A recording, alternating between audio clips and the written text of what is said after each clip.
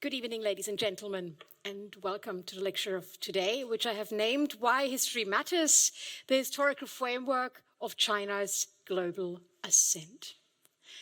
There can be no doubt, since China opened up about 40 years ago to foreign trade and undertook reforms towards a free market with the four modernizations initiated by Deng Xiaoping, it has been one of the fastest growing economies in the world, with an annual GDP growth averaging 9.5% until 2018, a rate that the World Bank calls the fastest sustainable expansion of a large economy in history.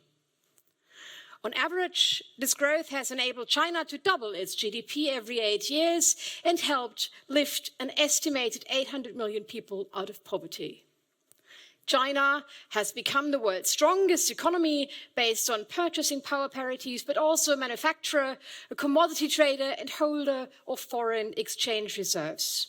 Other than that, the country is still very much on its way into the future, for which significant development steps have been scheduled. To name just a few, by 2021, for example, poverty in China will be eradicated. The goal will have been achieved of creating a society in which modest prosperity prevails throughout 100 years after the founding of the Communist Party of China. By 2025, the strategic plan Made in China is to be completed. Made in China is a measure initiated by the Chinese Prime Minister Li Keqiang, by which China says goodbye to being the workbench of the world. Rather, the country wants to turn to the production of higher quality products with which the Chinese industry on the whole is to be upgraded. In 2049, then, the great Chinese dream, formulated by Xi Jinping in 2012, will finally have come true. 100 years after the foundation of the People's Republic of China in 1949, the construction of a modern socialist country that is rich, strong, democratic, civilized, and harmonious will be realized. This also means that the Chinese universities will have slipped up to the top of the world rankings and will be on a par with the current leading American top universities. These, however, are only the projects that work inwardly and towards audiences within China itself. But China's growth and expansion also have a huge effect to the outside world. The global reality is shaped by huge infrastructural projects, first of all, the Belt and Road Project. This project has been described as a 21st century Silk Road made up of a belt of overland corridors and a maritime road of shipping lanes. A multi-billion-dollar investment, the Belt and Road Initiative has been called a Chinese Marshall Plan, a state-backed campaign for global dominance, a stimulus package for a slowing economy, and a massive marketing campaign for something that is already happening, Chinese investment around the world. Within this project, China is carrying out construction projects in 60 countries along the road, not always, of course, to the contentment of the governments within these countries. So, already today, a global audience in Europe and America stand in front of the attractive, ultra-modernized Chinese cities that Beijing, Shanghai, and Guangzhou have developed into. They see in wonder and astonishment the increasingly dense network of high-speed trains flawlessly running and rarely even a minute too late, unimaginably large airports and high seaports, and are inspired by what is possible if one only sets oneself ambitious plans, such as the fulfillment of the Chinese dream that has been proclaimed by Xi Jinping for the whole of China. How then can we imagine history in a country, in a nation, that is facing the future in this way? The first impression is magnificent. In fact, Chinese history and culture seem to be tremendously present in everyday life. While there were 348 museums in 1978, by 2019 there are 5,100 museums on all possible and impossible themes of Chinese art and culture, visited by 1 billion people the fact that many of these museums have no exhibits is a different story.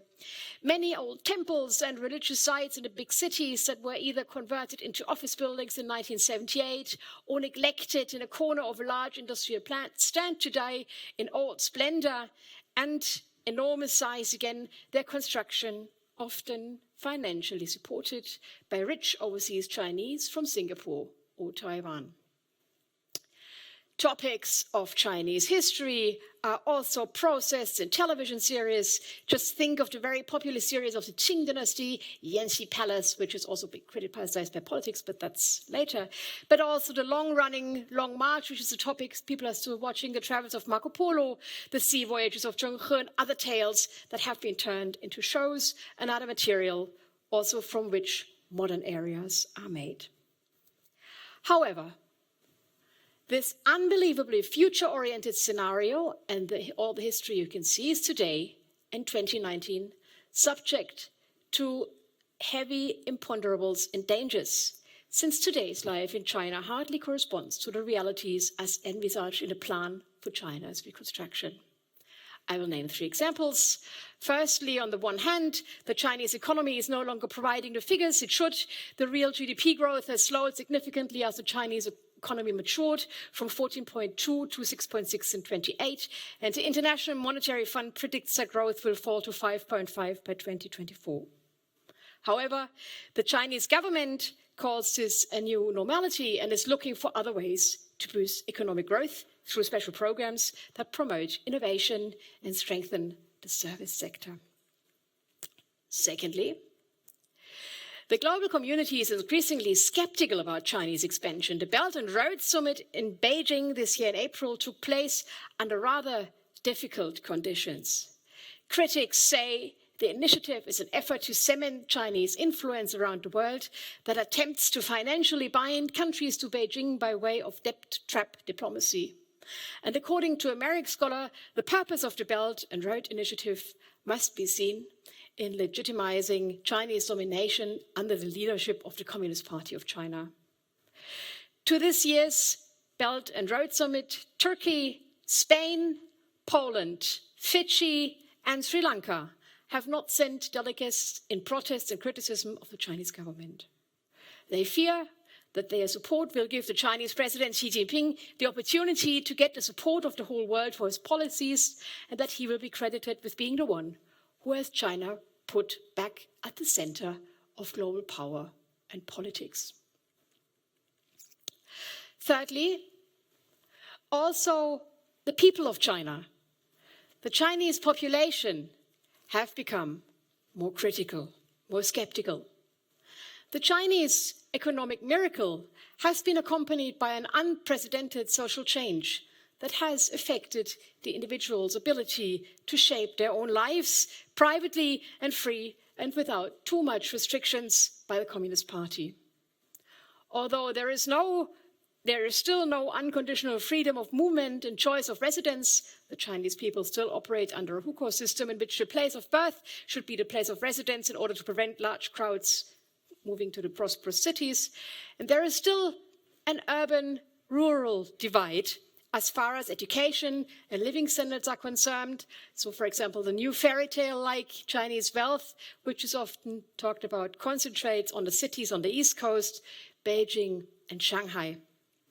The general living situation of many has improved enormously, as has, again, university education opportunities, and the annual number of university graduates has multiplied. In addition, the global perception of modern Chinese men and women is expanding beyond national borders. Since about 15 years, millions of new Chinese passports have been issued every year.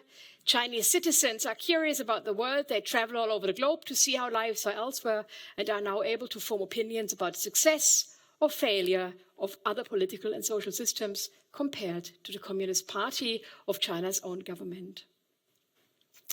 They seem to be no longer willing to recognize the Communist Party in all respects as the ultimate wisdom. Young students are studying in the US or in Europe. They do keep up, despite all internet censorship, with global trends through WhatsApp or WeChat and become climate activists, just like European young students, as the New York Times recently described it. It is against this background, of this scenario that we must imagine the current politics of history, the creation of a narrative with which the Communist Party of China needs to convince not only the Chinese people, but also a global audience of its mission. Xi Jinping's Chinese dream of general prosperity is in danger, and the Communist Party has fallen into a credibility crisis. In view of the lack of economic and foreign policy success, it is to be feared, or we can see, that Xi Jinping will also lose support within the CCP. And so he is increasingly moving away from Deng's reform and opening policy, and his reiteration of history, his forging of new historical narrative, is just one way to counter this situation. The fact is that we are currently witnessing an enormous return of history in China. It is almost acting as a social global force, almost a people's movement. Although in this lecture, I will mainly deal with historical politics and the CCP, since we also witness no less than a reorganization of the global equilibrium, the history movement is much larger and encompasses almost every aspect of society. From my perspective at Nanjing University, I see in the city, as well as in Shanghai and Beijing, countless, apart from what happens in politics, countless independent local initiatives of private people who forge their own picture of their historical traditions and work to ensure that local traditions and story come to life again or remain alive in small places of remembrance and beyond political influence. The Chinese government, however, and this we can see openly, increasingly justifies its enormous economic and political rise to become a world power with narratives from a specifically Chinese past that might even have the force to question Western historical narratives in which liberal democracy is the underlying principle. In addition, by presenting historical facts from a new and specifically Chinese perspective, it aims to convince not only the Western world, but also the entire global public to recognize the universal value of Chinese cultural norms and values. Even if the Communist Party projects, as we heard previously, a Chinese dream into the future, at the same time it constructs a historical past that leads without any doubts in this bright future. This tale is recounted with the intention, as I said, of uniting the Chinese people in a common historical past, and with the intention, again, of showing alternative political imaginaries that are opposed to the West or alternate to the West, and can serve as an example for a peaceful reconstruction and alternative of a new world order with Chinese characteristic. Additionally, the CCP not only takes on the legacy of the history of those whose interest is its once vowed to protect and represent in a new China, namely the workers and peasants. Rather, the CCP sees herself as the heiress of the imperial dynasties, the heiress of classical Chinese culture and philosophical traditions. By creating such an awareness that the CCP is the protector of a peaceful universal Confucianism, that she is also in the heritage of the vast Qing Empire that encompassed all of Central Asia, the CCP creates a global base and foundation for the awareness that it is only right and proper for China to return to the world stage and to take its rightful place among the other global powers. With this way of reconstructing history, the CCP moves well within traditional modes of Chinese historiography.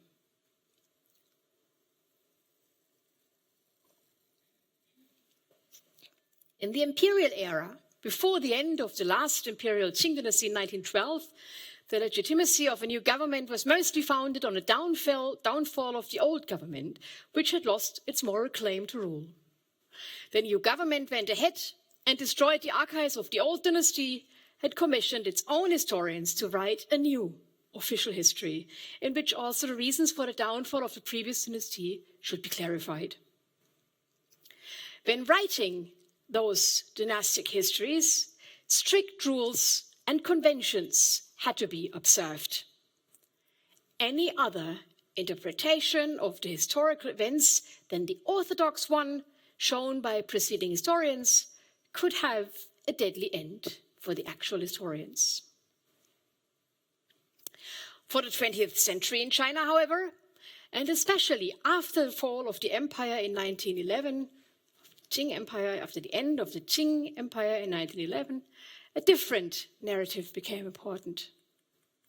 In this narrative, the disgrace and humiliation of the Qing dynasties falling behind in the race towards the Western-led globalization at the end of the 19th century was the central theme.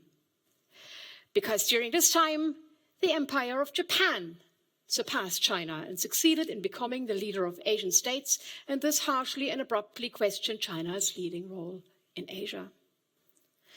China, on the other hand, not only losing its position in Asia, had to put up with the fact that the imperial European powers opened and colonized their ports of agreements by force.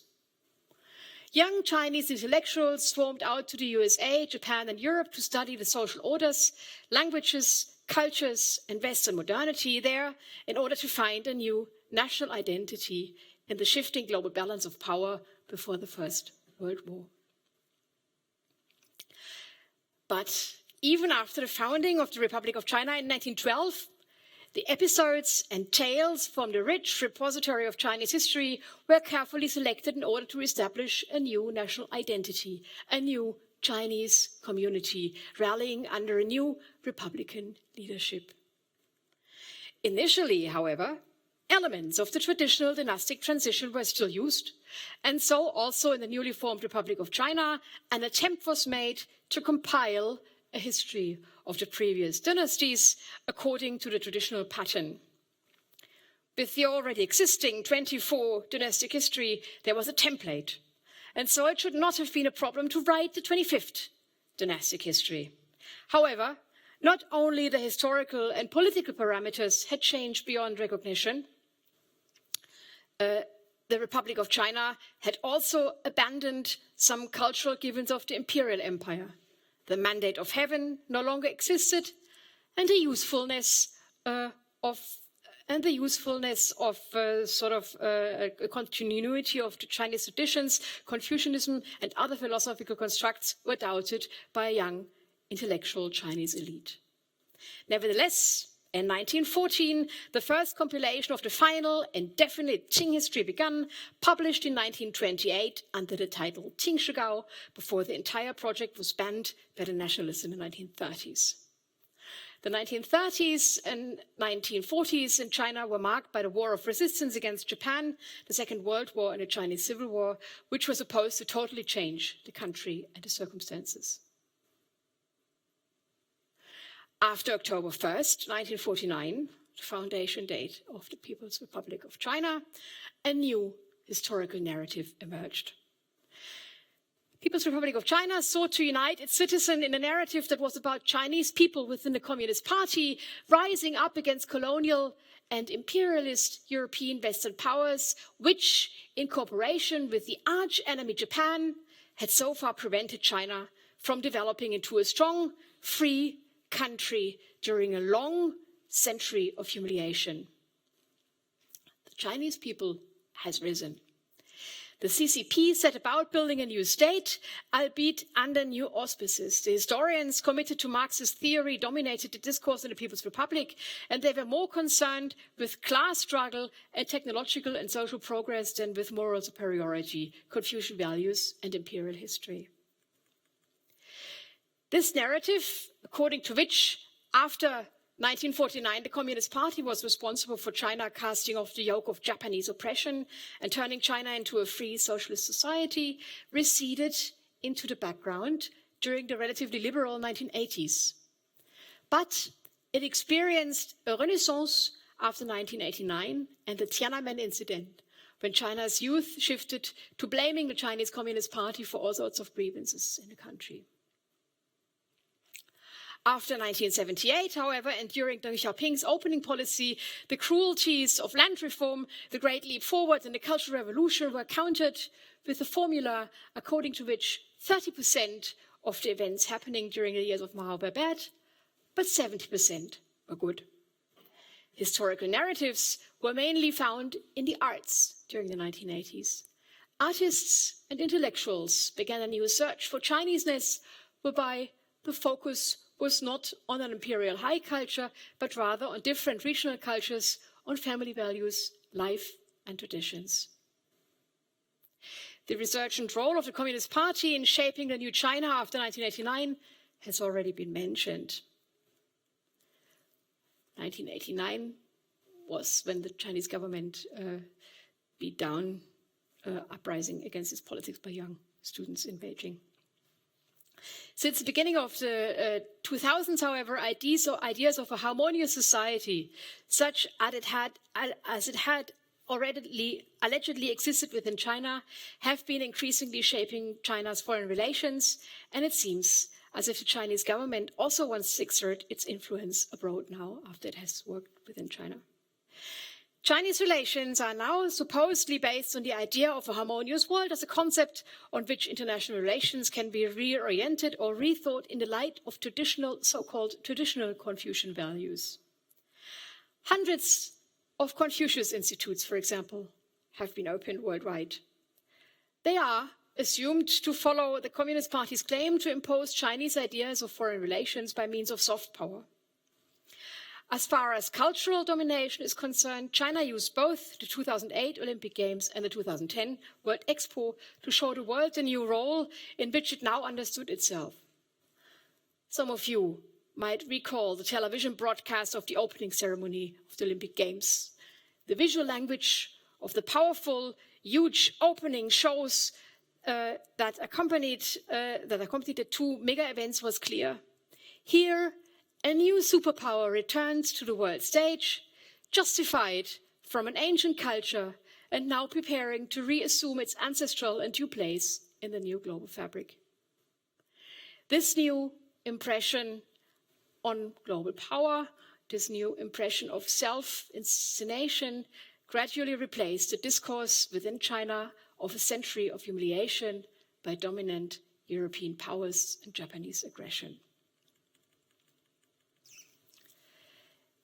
I mentioned it in the beginning. The global public is concerned about the developments in China. It is not prepared to allow the Chinese expansion peacefully and without resistance.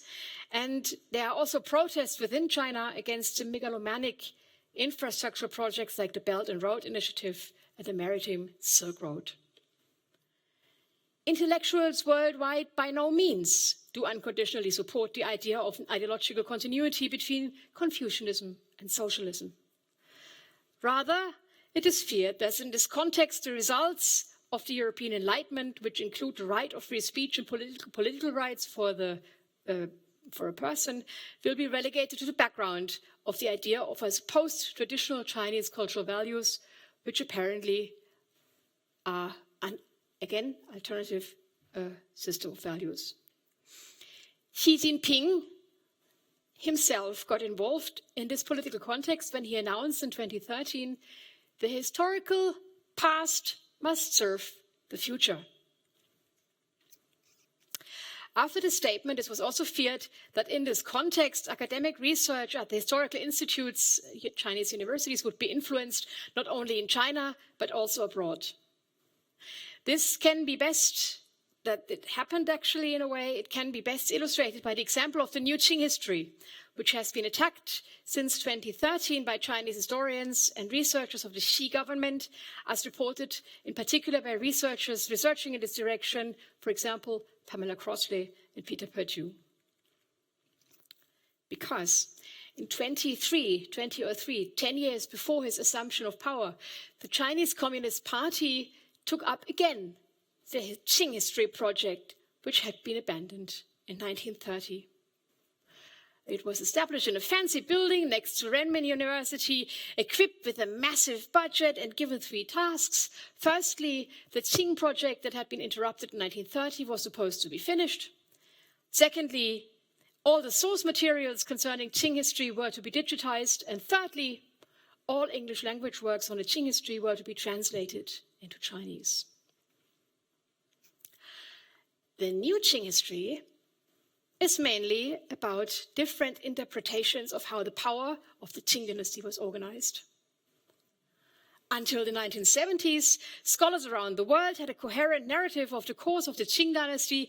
It began in 1644, when invading Manchus conquered the capital of the Ming dynasty, Beijing, and subsequently established their control over all of China.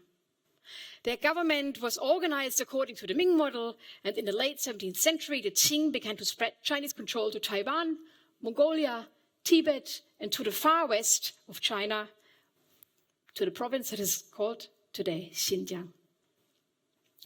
During the 18th century, the Qing became the world's largest economy. Its splendor was related back to Europe by Jesuit missionaries who were looking for new political imaginaries for a Europe destroyed by the 30-Year War.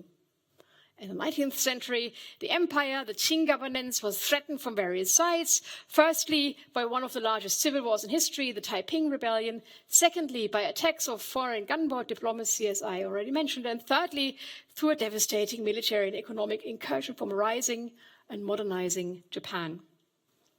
At the beginning of the 20th century, historians of the China's nationalist movement then condemned the Manchu emperors as foreign vandals who abandoned the Chinese to enslavement and massacre by other foreign aggressors. This was how we were telling the history of the Qing until a few decades ago. During the last 20 years or so, historians in the United States, Europe, and Japan revisited narratives of early modern conquest and examined the effects of the great land empires of Russia, the Ottomans, and the Qing. They came up with a new interpretation of the Qing as a conquest empire of global prominence that controlled already before its conquest of Ming China a large empire, including Manchuria, Eastern Mongolia, and Korea. This group of historians argued that even after the conquest of China, Qing imperial government continued to show deep traces of its origins in Manchuria, and it only partly re-established the administration of the Qing Empire.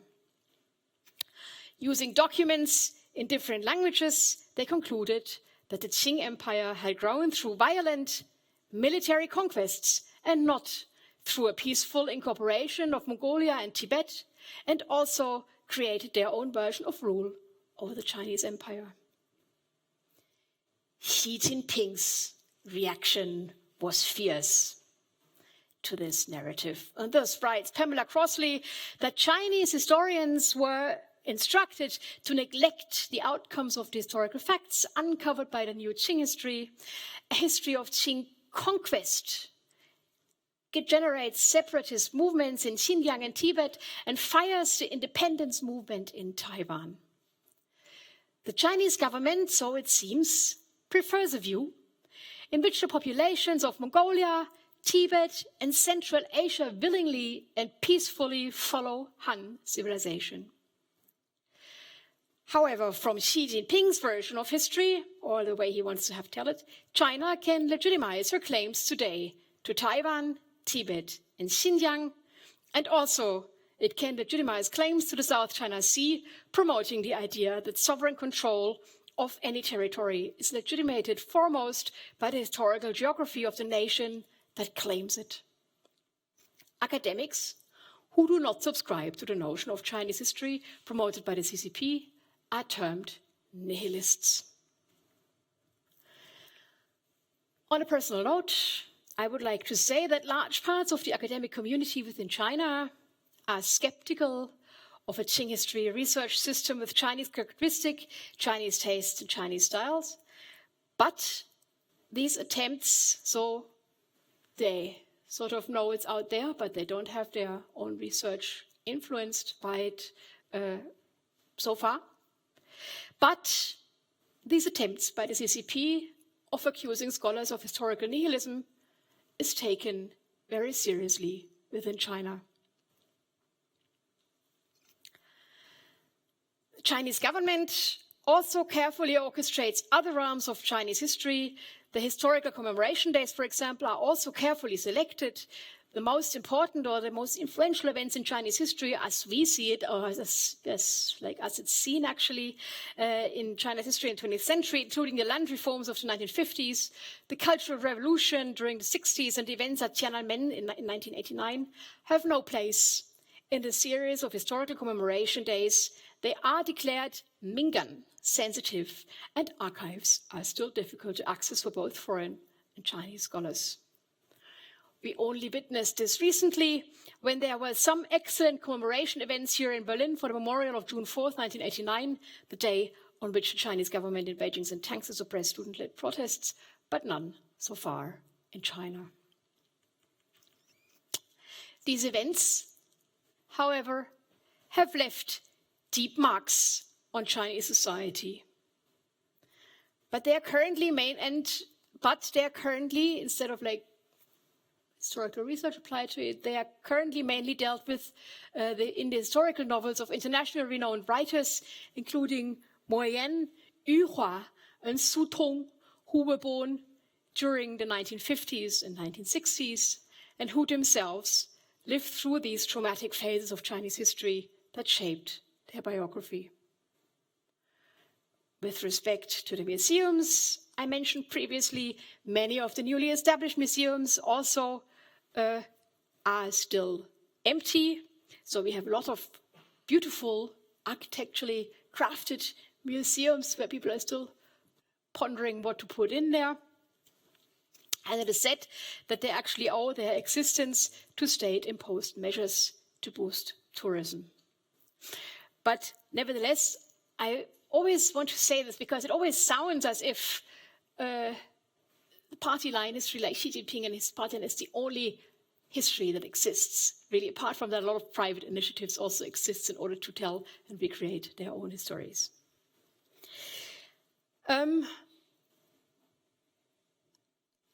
I would like to come to a short conclusion. Why history matters, the historical framework of China's global ascent. There can be no doubt about it. China will still be one of the major economic and political global players in the 21st century. And for some decades now, European and American business and political leaders are coming to terms with understanding their Chinese counterparts and their external environment. Key to understanding China's future is its rich cultural past. We cannot understand Xi Jinping's power policy if we don't know about the Qing history, about the Chinese past, to which belongs Confucius, calligraphy, and Chinese emperors, as well as the years under Mao in China's 21st century. However, it was important to me also to emphasize that we cannot use these terms lightly, and that each of these terms has now its own genesis and is employed within a special context. In this presentation, we have focused on one aspect, namely the question in which the Communist Party and its leaders Xi Jinping within China itself and for global audiences abroad are attempting to take influence and shape the image of China through a way of telling the recent Chinese past in a narrative that binds a Chinese community together. They unite a nation by creating a common past valid for everyone. Not only within China, the Communist Party is attempting to shape a common historical narrative. Through massive infrastructural projects, China is gaining more and more influence, not only within Asia, but on a global scale. I am naming here again the Confucius Institute's Belt Road initiatives and the Maritime Silk Road, actually, or projects of economic incentive. By explaining them as a continuation of a great and splendid Chinese past, China is not only trying to convince its own citizens of these projects, but also the outer world, Europe and America. Additionally, history here serves to justify a return of China to the stage of global politics as a main actor.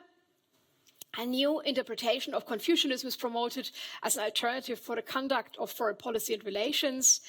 Narratives along the lines of century of humiliation constructed by Marxist historians are stepping back, and coming to the front are narratives of vast Chinese empire whose historical importance was such that it justifies without any question China's return to power.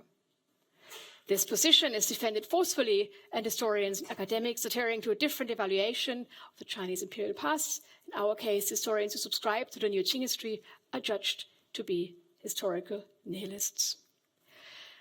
It needs to be pointed out, however, that with the recreation of a Chinese past as an alternative history, China is in no way alone.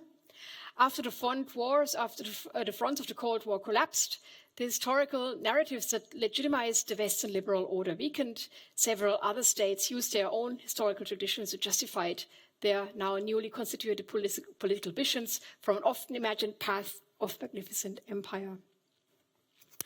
We have, for example, the example of Turkey, where ideas of new Ottoman Empire are resurfacing, coming back again to the front. Also in Russia, Putin retells a story from an imperial past when he says, as in 2014, that Kiev was the mother of all Russian cities. China, however, seems to be the first of the old civilizations to regain its role as dominant world power. The narrative point of reference and organizing principle of today's great powers, however, remains the historical empire, which has now been adopted by the new regimes as a geographic imaginary for the future. It is therefore of the utmost important in order to understand also the way Xi Jinping is shaping his policy within China and also abroad, to study Chinese history and to know about what happened in order to understand the future. Thank you very much. Ich hatte hier so ein schönes Bild. Hier, während das hier hatte ich die ganzen Bilder.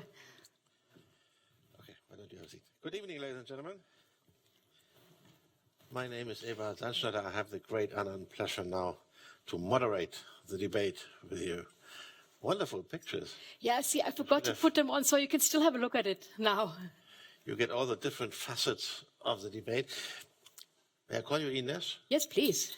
Yes, you have drawn a picture of China's huge, tremendous success as we all know it. Yeah. But what's the core message of your lecture? I have one. I want to hear your version. The core message. You have a core message? That's the most important thing why you're all here, by the way, without knowing yet. Do you?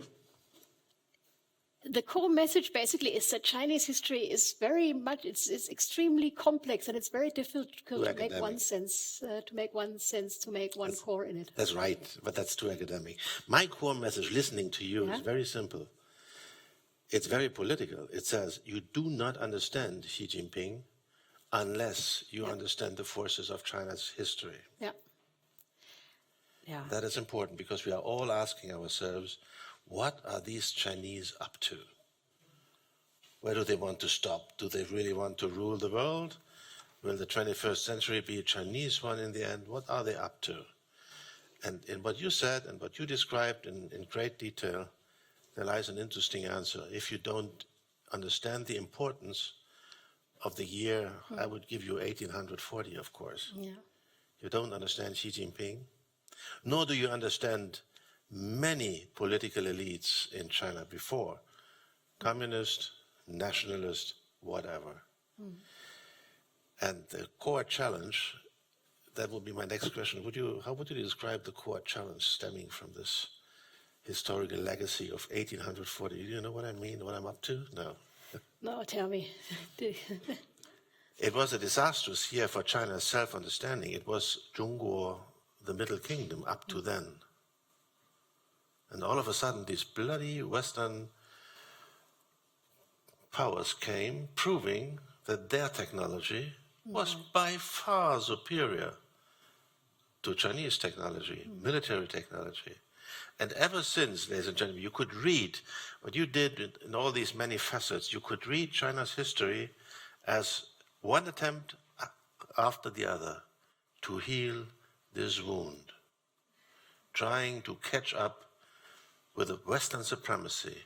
And what Xi Jinping's dream is, he feels that he is in a position to get China back to where it used to be. Top level, you mentioned it, top level of global powers. That's why I would even perhaps leave out the why history matters and use an exclamation mark instead. History matters, exclamation mark. That's the core message, as I, listening to you, read your message. Basically, I really have to say, I really agree to this. It's a very strong feeling of taking history back into your own hand. Yes. Basically, still, I'm teaching at the Chinese University Department of History, and still a lot of the narratives that are being taught to the students, there is a binary. You have on one hand side, you have the old history books that are still talking about the century of humiliation. What I said, the century of humiliation started in 1842 with the Treaty of Nanjing, which imposed the opening of 5 treaty ports of British free trade. 1860, in my personal opinion, according to my research, 1860 was more important when China was integrated after the Second Opium War, when China was integrated against its wish and will into an international system of diplomacy. This was when the Brits made their way to Beijing. They burned the Yuanmingyuan, the Chinese summer palace, in an act of extreme and unsurpassed vandalism for a liberal civilization, as they said. And they forced embassies into Beijing, which was up until the time closed to Western foreigners, except for Russians, who had for 400 years, they actually had a Chinese mission over there. And then this is actually, so my research then goes into a different direction, because I'm showing sort of how the Qing elites, Prince Gong, for example, and his friends, they are not using one step. They are immediately starting to learn the foreign languages. They're translating Henry Wheaton's International Law Treatise. They're trying to really adapt to these new circumstances, as the Qing Empire had done it the whole time. But it's only after the rise of Japan and its alternative, this was the real shock. Europe, they somehow tried to maintain it and contain that southern coast. But it was the rise of Japan that they had managed within 30 or 40 years to surpass China in technology and really become an imperialist power itself. That sort of was the humiliation. At the same time, you can even see, and that's sort of the humiliation, but Chinese young intellectuals, they took it in stride. They stood up and tried to sort of reform whatever they wanted to do. And the whole 20th century until 1949, exactly what you said then, is a fight between two ideologies, if you want. You have the Republic of China, 1912 to 1949. You have nationalism versus CCP as they are reconstructing it in order to gain sort of the upper hand. And 1949, then 1st of October of 1949, founding of the PRC. This sounds easy if you say it, but these are events that can be always told of a different angle. But basically, still Xi Jinping himself was raised within an imaginary of humiliation. So it's also within Xi Jinping's own past that sort of he's afraid that the Communist Party is losing power and he's somehow losing grip, that he's recreating and reshaping the Communist Party as sort of the institution that maintains moral integrity and also regains the right out of this century of humiliation to again establish an alternative probably alternative world order. Mm-hmm. Yeah, he's a child of the Cultural Revolution, of course. But there is another aspect. There's this aspect of humiliation, as you said, absolutely, obviously a given in reading China's history.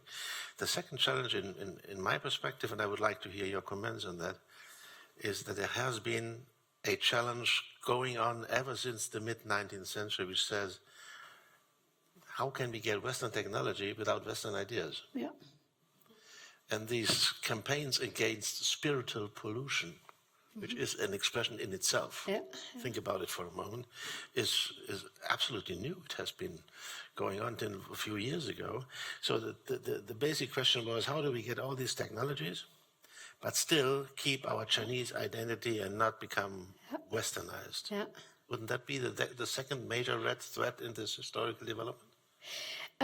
I think that's basically it. And I think that sort of there is exactly, it's only in the 1870s and 80s and 90s when a generation of the first students who were abroad in Japan and the United States, when they're returning, that they're saying, we can never only take over technology. We have to take also the whole system that is behind this.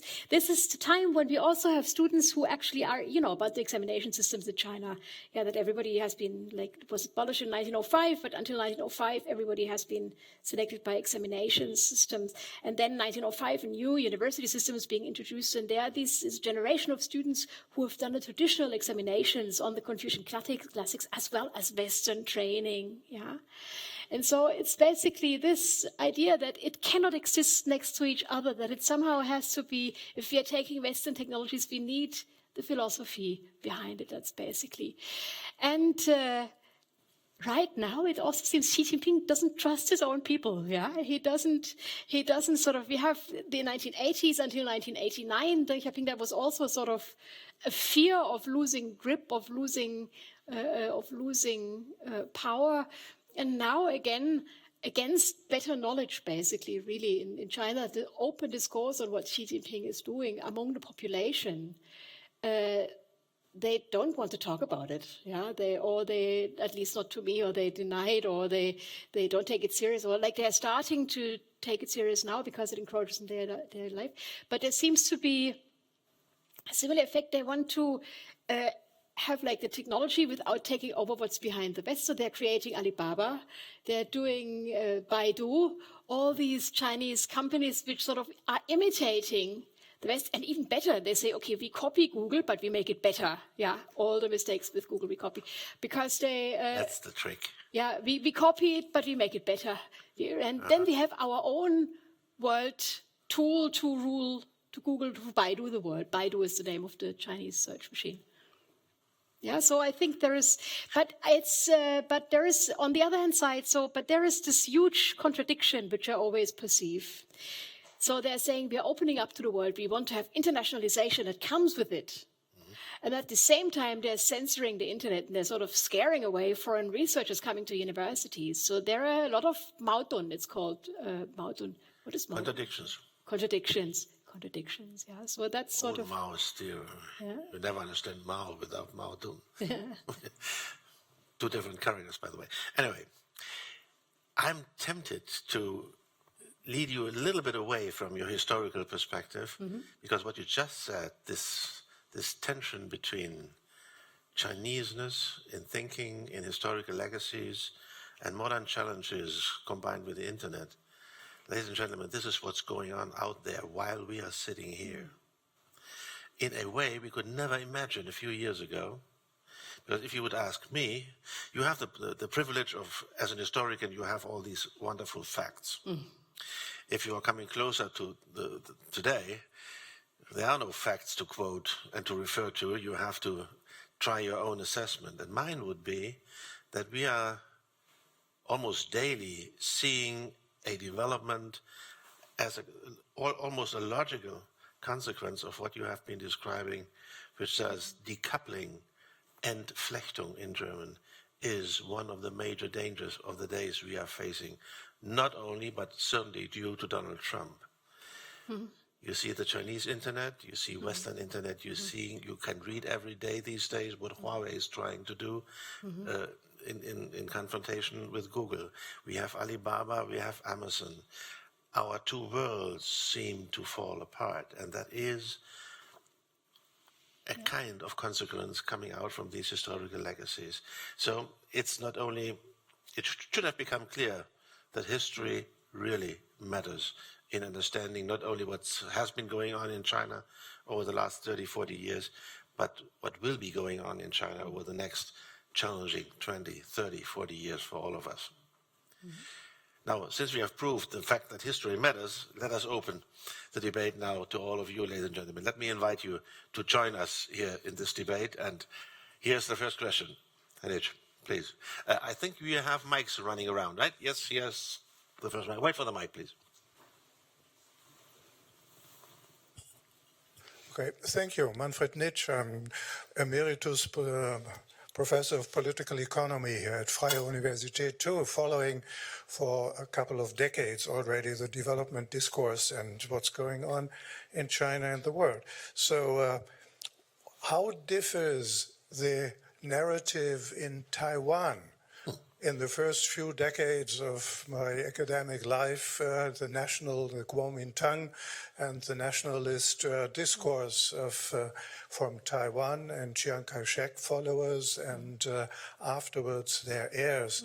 How does the Taiwan narrative deviate from what you explained here because of the present tensions and the military build-up on both sides?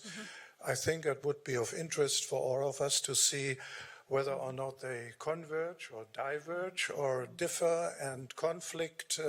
What is the narrative in Taiwan?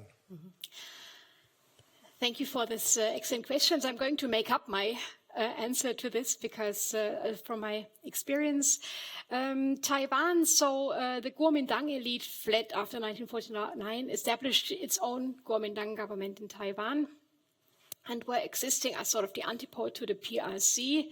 Many people who returned, who were studying in America, returned to Taiwan in order to stay over there, and they sort of still, until some time ago, declared themselves to be the sort of successors of the nationalists. I did see that Taiwan, it's just like on the ground. First, you can see that Taiwan is not to be, Taiwan belongs into a geographic area with Fujian province in the south. Yeah, so that's a whole Mikroregion, the wirtschaftliche Mikroregion. Sub-region. So Taiwan actually belongs to this area. Hakka and family. Sorry? That's Hakka. That's Family Hakka. business, yeah. So within this specific part of China, also this is a part of the imperial history that sort of the regions were in itself very diverse, and sort of the imperial governance was sort of superimposed. So there is a lot of close cooperation within with this part of the mainland at the coast, firstly. Secondly, for example, my university, Nanda, my Department of History, is sponsored by a donor from, or like we receive large donations from a donor from Taiwan who sort of stems from Nanjing, who had to flee Nanjing in 1949 or like 1945 or whenever he went. So there are still on a personal level relations are constructed. In Taiwan itself, they are strengthening the historical interest for the Aborigines living in the center of the island. They are now having several languages in the undergrounds. They are also, they took a lot of the institutions, the universities, part of them like Beida and Tsinghua and Renda. There are also campuses existing now in Taiwan that came with them after 1949.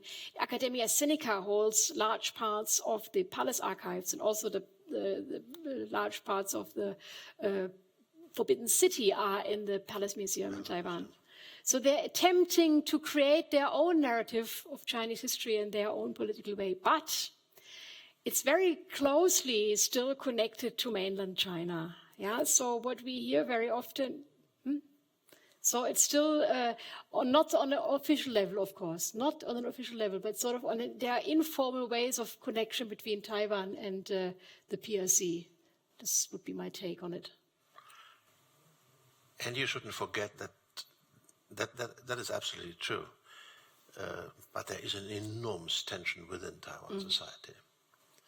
You have to realize that these 2 million who fled, they have sons, daughters, grandchildren. Meanwhile, they have a strong tendency towards the mainland, and they usually vote Kuomintang. But there is also the Minjindang and the Taiwanese, which is a non-Chinese language, by the way. So the Taiwanese always felt that their identity is at least as important as the mainland Chinese one, and this tension is deeply entrenched in today's Taiwan society. They are all waiting for the next elections in January, and should the Minjindang, the Democratic Progress Party, win again, of course the tensions with the mainland are to be expected to get more serious. But Taiwan is a split society, never forget it. The main discourse under the control of the Kuomintang, yes, that was the nationalistic discourse. But when I first came to Taiwan, they still believed that one day they could recover the mainland. Didn't really turn out to become true, it seems. No. Okay, ladies and gentlemen, further questions? Yeah, here's one in the first row. Sorry. You take you first, and then we come to from the last row to the first row. Last row first. Thank you. My name is Martin Cisilski, founder of the School of Nothing, a school which brings together Western and Eastern philosophies and trying at least to find very practical applications on that. I have a question by the history you gave us also. And if I got it right, that you mentioned that right now it seems like in the Chinese government tries to show the past in a very peaceful, that happened in a very peaceful way, while there was very violent or military forces being used to create certain dynasties. And I wonder, isn't every culture very good in not seeing its own violence? You know, so like, for example, we in Europe just started to think about our colonialism times. And if you look at the United States with the slavery and also the natives, how they were treated and how all those cultures rose, I just wonder now about the role of violence. Because René Girard, a French philosopher, he said this a mimical desire which pushes cultures back and forth. So they want what they have. And by that, in one of his last works, he said, there's a huge danger that this is creating more and more conflict and even getting more and more violent. Yeah. And is this kind of conflict something that you see also, kind of hidden structures of violence, which brings us to I would say, military conflict? See, I mean, I would believe if I'm looking now, if I'm pondering your question just the brief few seconds I have to say violence actually is the root of a lot of things in China. First of all, China, I did once a seminar on China in war. And my students first couldn't believe it. They say, how come you are doing a class on Chinese war? And then I talked about the expansions in the 18th century of the Qing dynasty and explained how they actually expanded. And they were like listening in disbelief because I said, we are a peaceful nation. The Chinese people do not go to war. The self-image of a Chinese man is that of a doctus, of someone who's a scribe, of who studies philosophy. Yeah? But if you're looking at Chinese history, it's full of war. Or why do you think they do have a Great Wall? Why do you think Nanjing has 35 kilometers of city wall around it? Yeah. If you're looking at the takeover of the Manchus, for example, in August of 1644, we have a massacre of Yangzhou, the 10 days of Yangzhou, during which 800,000 people lost their head because they didn't want to have a male queue. Yeah. So you have violence during the Qing dynasty. You have a massive violence during Cultural Revolution, land reform. And this all is simmering still under in the souls also of the people. This is something that has not been addressed, whereas in itself the strategy is used by Xi Jinping to superimpose the new historical narrative is violent, definitely, and it arouses violence. Yeah. So it doesn't also help that in the other side of the world, violence is actually also openly proposed by Donald Trump. With respect to European violence, it's really true, as you say, you always have to look, sort of new narratives are coming up, and they are sort of, if you're having a new narrative of colonialism, postmodernism, postcolonialism, the good thing that comes out of it, of course, is that events like, for example, the Boxer Rebellion in 1900, which was a hugely violent event, or like the looting and the burning of the Summer Palace, which was a massively violent event, is being recounted and made known also to a Western audience. Yeah, so I would say the tamed violence, the violence that sort of is not spoken about, is always directly under the surface. You only have to scratch. So, here in the first row, please.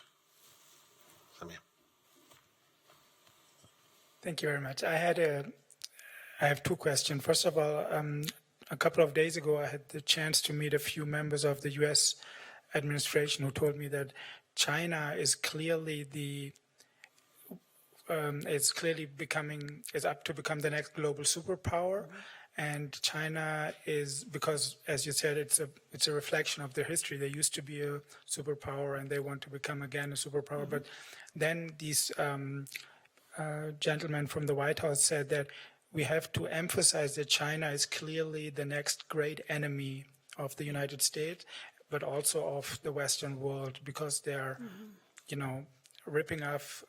They're ripping the in terms of trade, and we have to take on China. Would you agree that Europeans and Americans should join together in terms of preserving and protecting Western standards against Chinese hegemonial power, or would you say this is just more a American approach and Europeans should have a different approach?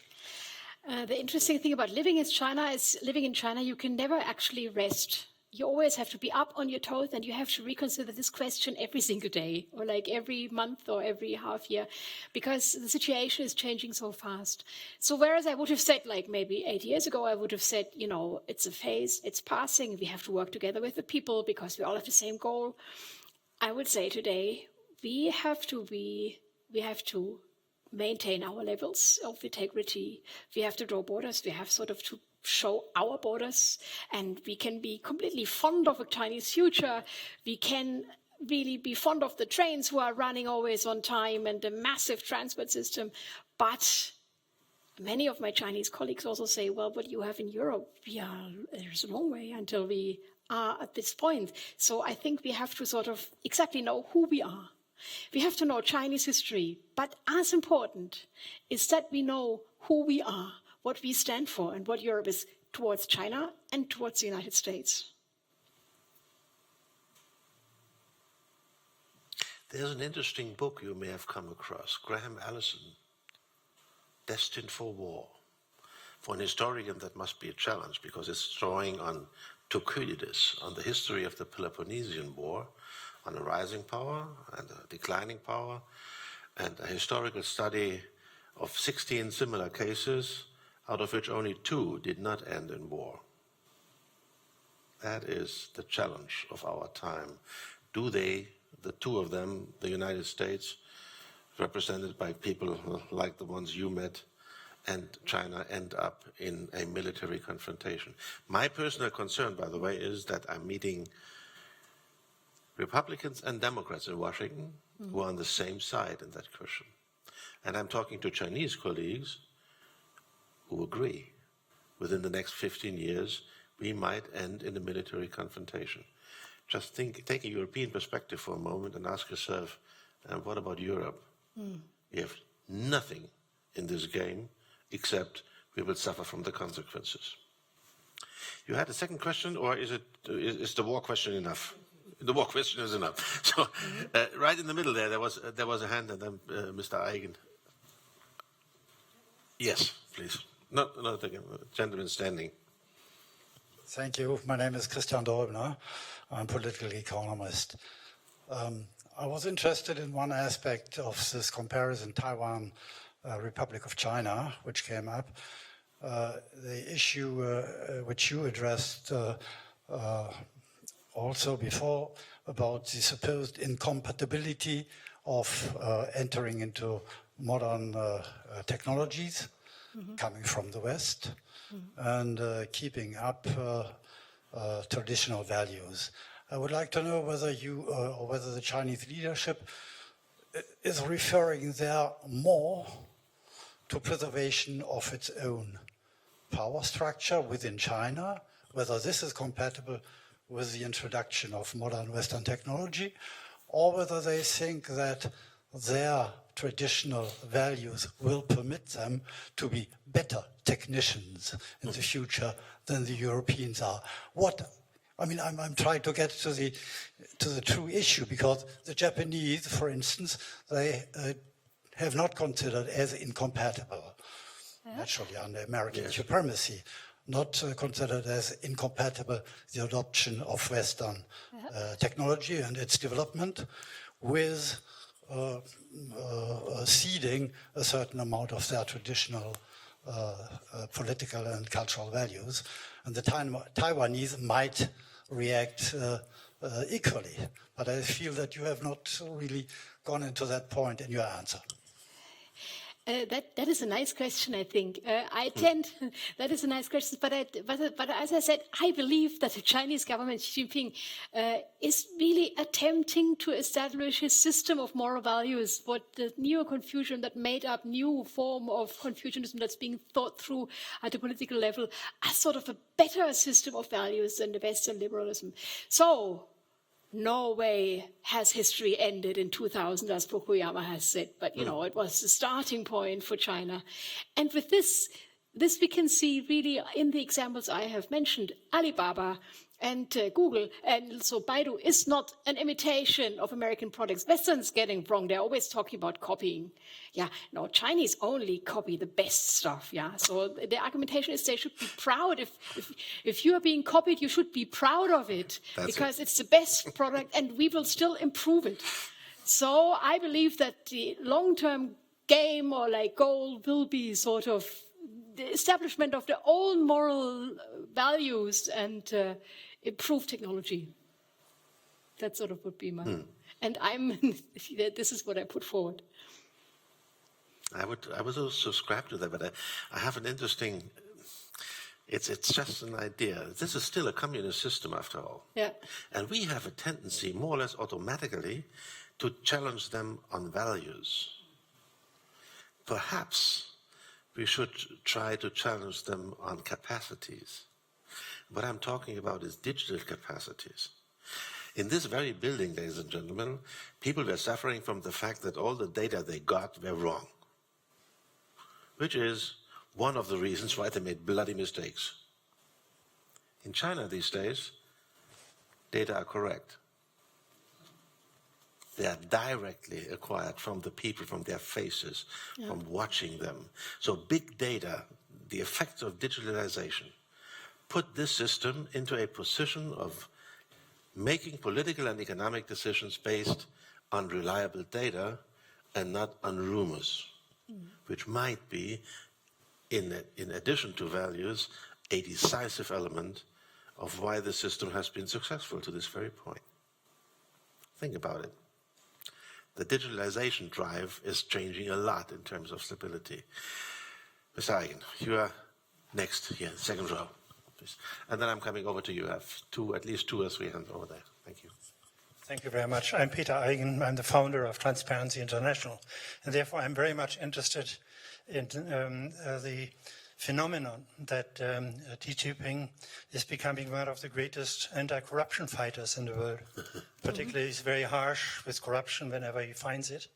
And I would be interested to hear whether you think this is a very genuine, value-driven process, or whether this is something which is directed very often against political opponents and so on. And perhaps a second little question, this is China and Africa. And we have for a long time in Germany and the OECD countries more generally systematically bribed decision makers in Africa and introduced corruption as one of the most important phenomena in Africa. And now, since 1999, we have stopped that. And when I talked in Beijing to the decision makers and asked them, why don't you stop your people from bribing African decision makers? They say, who are you to tell me this?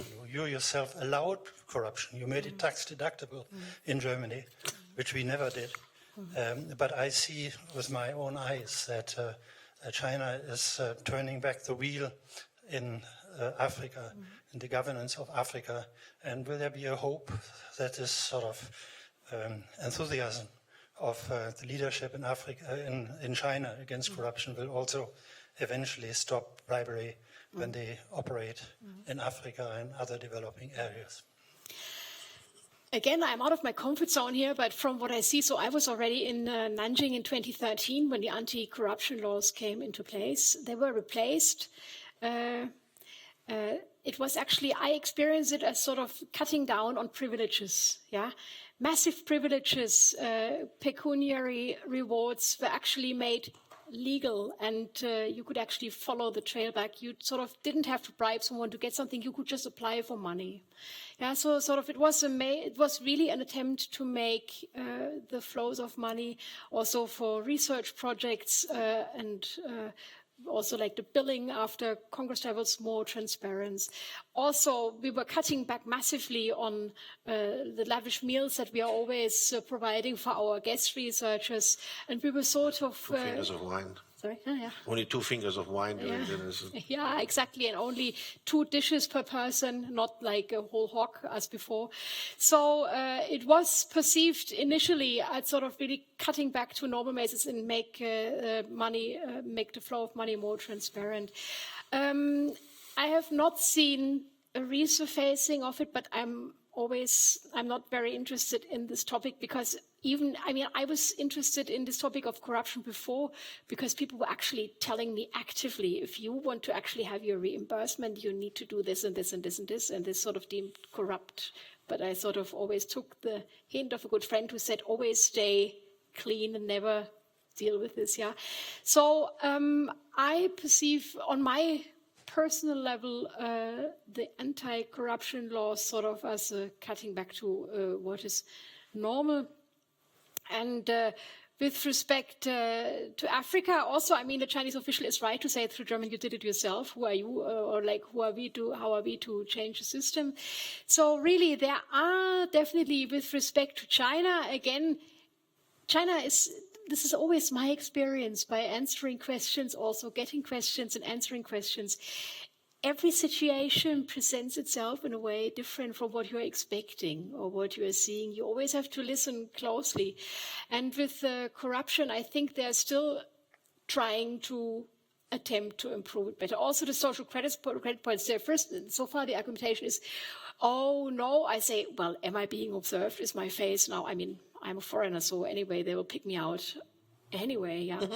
And I'm sure I have a file. I was never somehow limited in what I'm teaching. I never got any directives of what I'm teaching in Chinese history. I could go ahead with my war class without any problems. And they say, well, you can do it because we can still say you have no idea. Yeah. But I think basically also with the social credit points, they say it's only for the beginning on a level that doesn't affect us. Yeah. So there is always an evasion to these problems also with the corruption. But generally, I wouldn't see it too negatively. I would say they're going ahead and they're sort of a bit relieved that anti-corruption program is at least a little bit working. Ladies and gentlemen, I'm getting signals that our time is running out. When should we finish? Two more questions? 2 more questions. One there in the middle and one over there, and the rest is open for the reception. I have a short one. I wonder if you can hold your speech from tonight exactly the same in front of your Chinese audience, let's say in front of your university audience. I doubt it. I don't. Because I'm a Westerner, I'm always adhering to laws of sort of being polite because I'm the guest, yeah.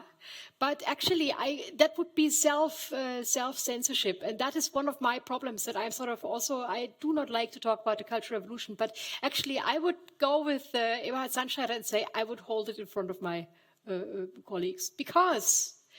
Once I had a lesson in this respect. We were once going to Australia to an international conference with my colleagues, and I have a colleague who's very clear on the Chinese involvement within the Japanese War of Resistance. And she was openly saying everything, so fearing nothing, and surprising thereby the Australian hosts and me as well. So I have learned my lesson from this and say whatever I need to say.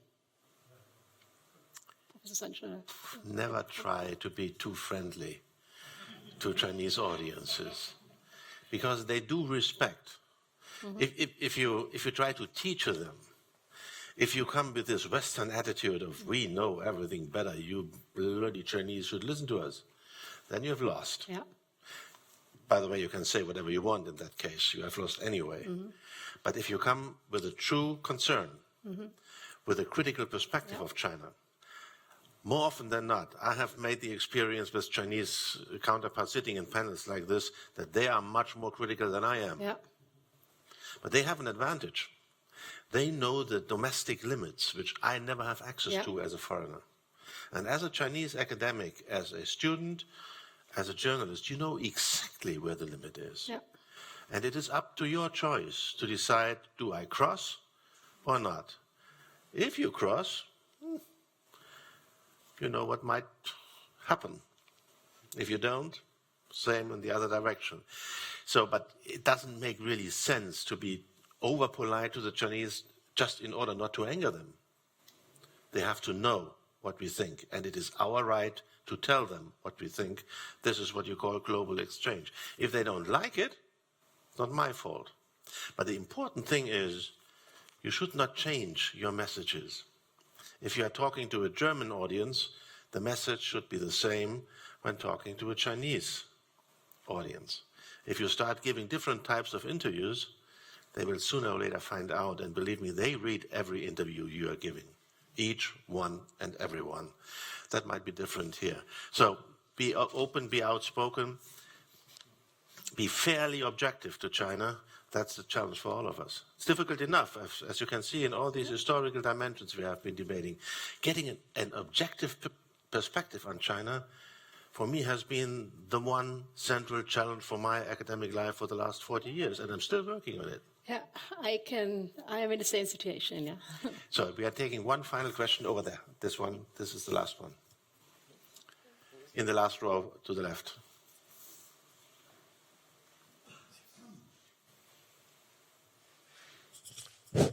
My name is Henning von Santi. I'm a lawyer. I'm helping Chinese companies to come to Germany.